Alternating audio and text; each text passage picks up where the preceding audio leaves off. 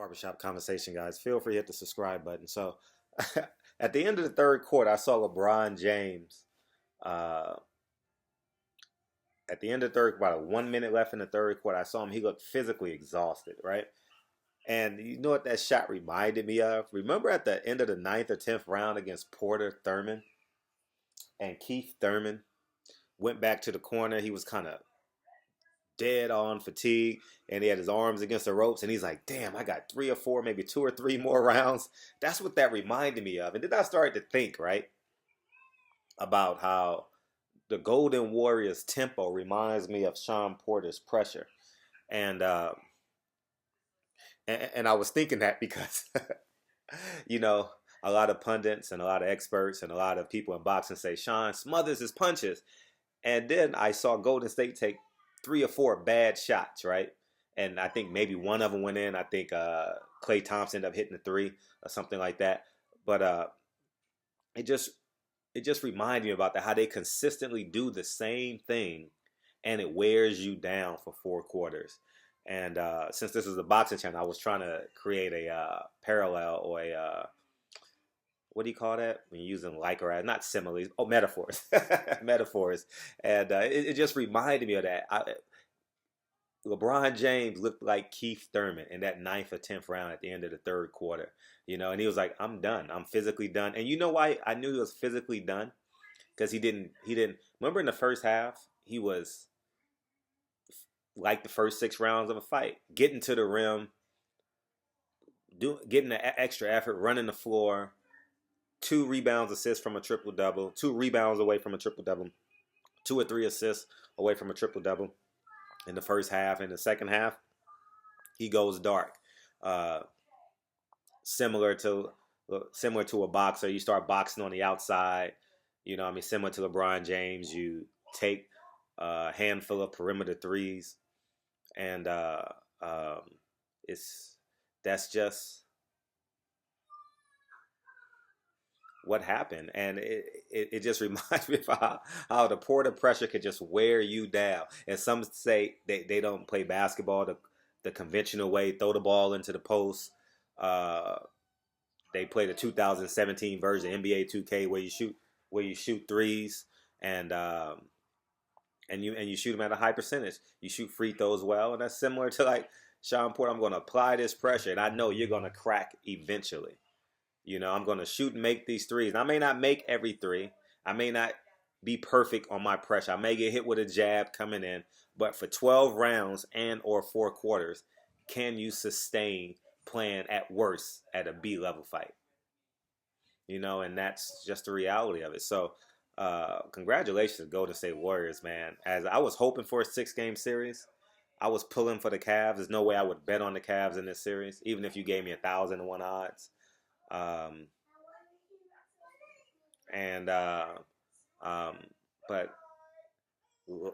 I'm looking at LeBron James, and I was like, he built the super team in Miami, and now Golden State built the super team in Golden State. I'm like, man, one hand scratches the other back, so he can't sit there and complain because he actually tried to build a super team. Remember, he wrote the letter, and he actually insinuated Kevin Love would join the team, and they got traded away Andrew Wiggins. And in a series like this, boy, would you love to have Andrew Wiggins. Kevin Durant versus Andrew Wiggins, and you can put LeBron James on Draymond Green, and that for a 7-game series, that's fun. That's really fun. But it's neither here nor there.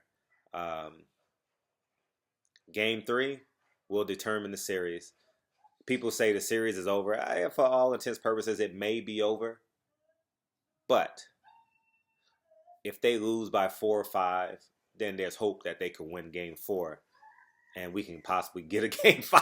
I just want as much basketball as possible. I'm not a big early season baseball fan. Thank God for PBC and all these goddamn fights, man. It's just been really special. So we have something to do, something to watch on the weekends, and build anticipation towards. Did I say that right? Anyhow, so that was just my quick analysis. Golden State's tempo was just unbelievable, man. Unflipping believable.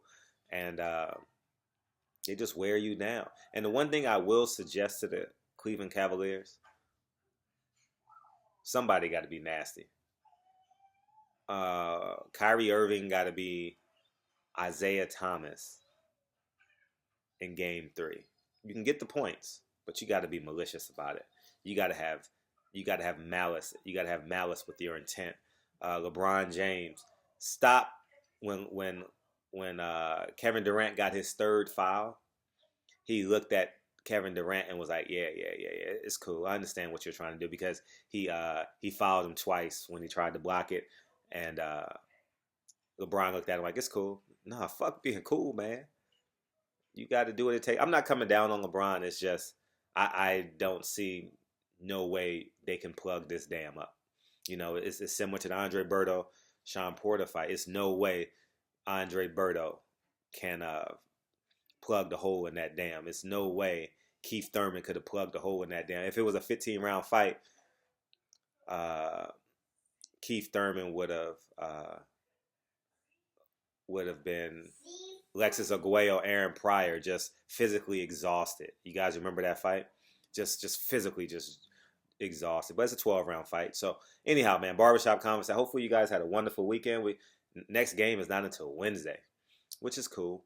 And hope you guys had a great weekend. I got day 26 in the gym tomorrow. Should be pretty fun. And if you guys not follow me on Instagram, I suggest you guys follow me on Instagram. I'm putting up a lot of stuff from me training and getting in shape for the gym. And I'll talk to you guys soon. And finish your Sunday strong if you're on the East Coast. Take your ass to bed. It's late. I'll holler. Peace.